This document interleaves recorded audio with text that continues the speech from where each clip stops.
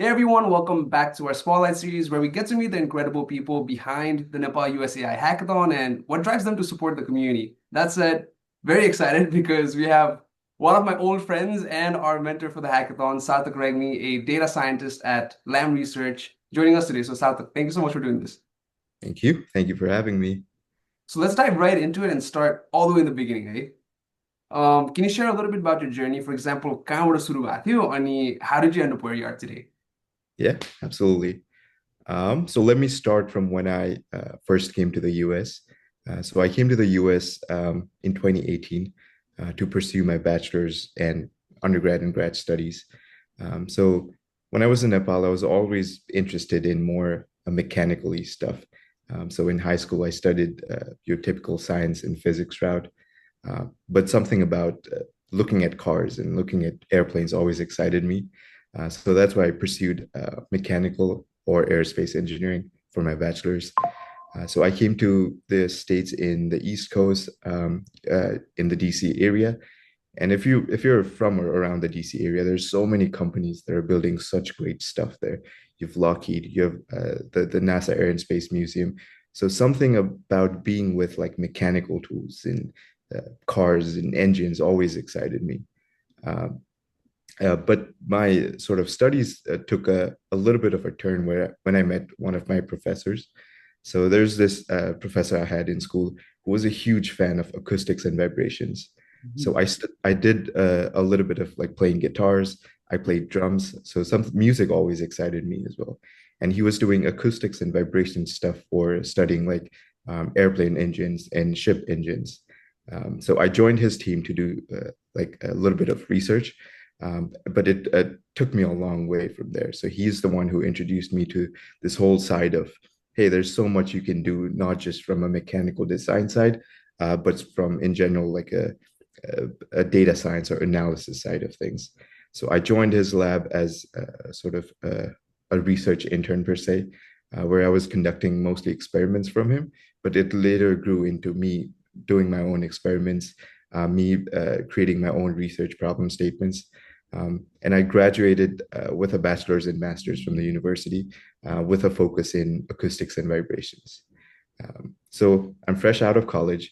And what I have on my resume is a little bit of mechanical design experience, but a whole lot of like playing guitar in an anechoic chamber, a lot of recording like musical data. And I always thought getting a job to play guitar might be a little bit hard, right? Um, so this is when I came across this like amazing opportunity of a rotation engineer. Mm. So these are programs that are created for like new college graduates who pretty much don't know where they want to end up in, right? So Lam Research, the company I'm with right now, so they offered me this role where I could come in, and for the first year and a half, I would just be rotating across different groups, in lieu of trying to find what my best fit is and where I can create the most impact. So I did three different kinds of rotations. I did a lot of mechanical design, simulation work. I did robotics, mechatronics, and I did manufacturing. And after I did all three, I realized, okay, I don't want to be a mechanical engineer. Um, and there is some previous experience doing a little bit of data science workflows. I had a computer science minor under my belt as well. And they said, hey, why not try a data science role? So I did a little bit of prep, applied to a data science role, and I got in. And after that, I realized how vast this field is, how exciting it is getting with all the new LLM stuff that's taking the wave. But there's so much applications that are just untapped and unexplored. So, in I guess a little bit of a longer short, that's my journey so far, where I started as a mechanical engineer and I'm working as a data scientist in the company. Wow, and that is very inspiring to go from mechanical to considering the data science field and do something very different, right? So for Mhm. people that might not know what the role looks like, do you want to Mhm. talk a little bit about that as well? Just a typical day in the life as a data scientist at Lam Research. Yeah, absolutely. So we're given the name data scientist. We do look at large volumes of data coming from our tools, but we're very in touch with the mechanical side of things. So the data that I look at is time series data. that are generated by our tools. So Lam makes these very complex deposition chambers that are meant to deposit some films at crazy precisions at an angstrom level per atomic level deposition kind of stuff. And the data these tools generates are all your pressures and time sensors, RF sensors. So yes, you come in with a lot. If you come in with lot of data science toolkits, you can be a lot of value. But there's always sort of a huge value of having a mechanical understanding of things. Hey, if my pressure drifts by this amount, is it significant to how the wafer or the process sees it? So having a mechanical background translated really well into this role.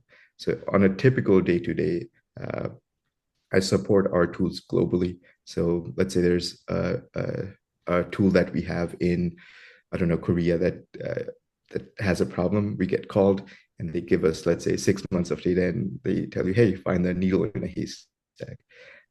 I like to equate this role to sort of like the modern day Sherlock Holmes, where you're a detective trying to find a tiny little needle in the haystack. So, Wow. And I know you're working like long hours for that as well, right? I would assume. yeah. Wow. So just hearing Vincent, or based on what I'm hearing from all of this, is you Mhm. went to the mechanical route, you did the rotational program where you went into the mechanical side, the robotics side, the manufacturing side, and now you're doing what you're doing, right? So looking Mhm. back in your professional journey,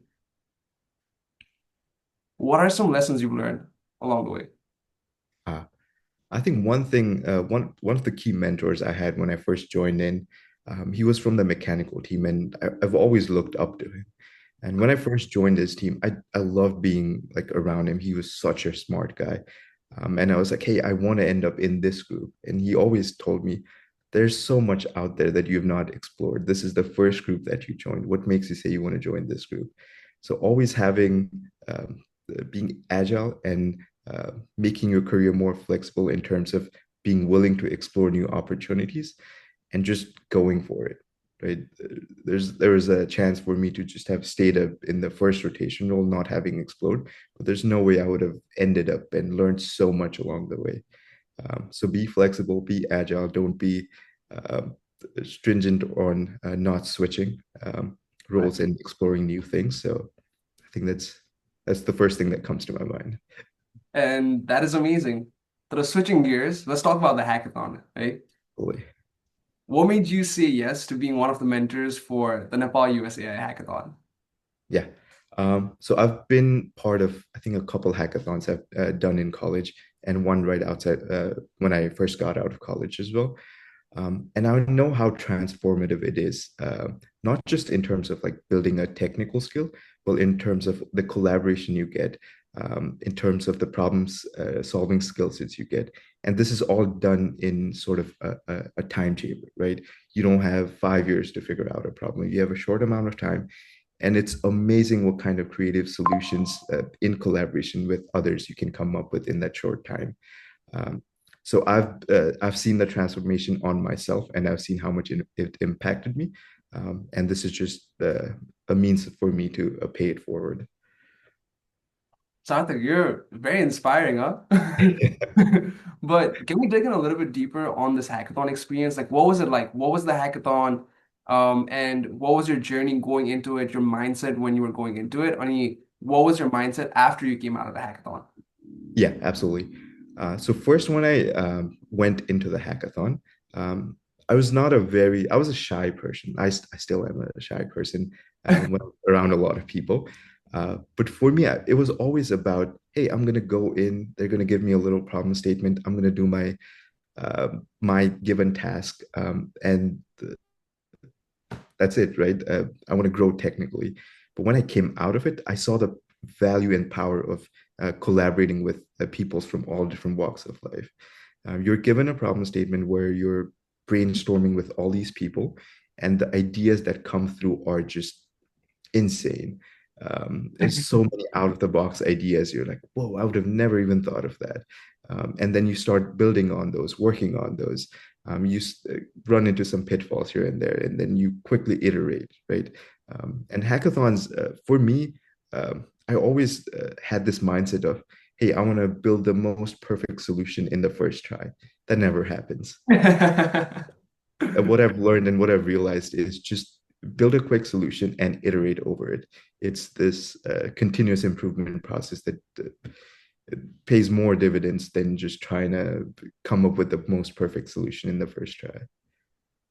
Ani, you know how you said you went in with the mindset of X, Y, and Z that it came out with something different, right? So Mhm, either than a first-time hackers who's going to be participating in this hackathon might have something similar. mhm. Ani, you said that instead of building the perfect solution, that you'd rather build a quick solution and then iterate on it, right?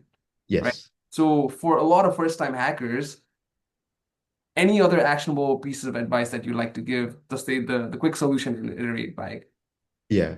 Um, I think this is not an actionable thing that I can give, but don't be like me and come in with a more open mind. It's chaotic because you'll hear ideas being thrown around and you're like, oh, that's crazy. Why would we even do that kind of stuff? But come in with an open mind, embrace the chaos, and don't be afraid to ask for help. You have mentors from all different walks of life who have seen through, who've done a lot of the stuff that you might be thinking of or might help you guide in the right direction. So come in with an open mind, embrace the chaos that there is, and ask for help. Don't be hesitant to ask for help. As I need to keep reminding myself of that all the time as well. So to flip the script, I would say, Yeah. from the participants, like what are you the most excited to see from them in this hackathon? Um, I'm excited to see all the crazy solutions that they come up with. There's so much curiosity. There's so much creativity. I know that's going to be in that room. So I'm excited to see all the creative, crazy solutions that comes up with this beautiful collaboration that you're putting together. Thank you. And I was joking around with the other mentors as well. I was like, if a unicorn comes out of this hackathon, I need a percentage of it. No. Absolutely. But anyways, thank you so much for doing this. This was amazing. We are super blessed to have you as one of the mentors for the Nepal-US AI Hackathon. That said, for all the participants that's watching, we hope these spotlight series inspire you a little bit more and you're ready to go for the hackathon. So, Yeah. any last words?